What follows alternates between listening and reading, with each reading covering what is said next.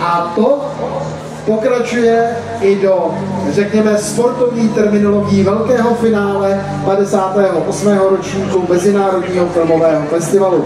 Na červený koberec vystupuje, dámy a pánové, další výjimečný host letošního ročníku festivalu. Britský herec Clive Owen. Clive Owen na červeném koberci před zakončením 58. ročníku Mezinárodního filmového festivalu. Dobrý večer.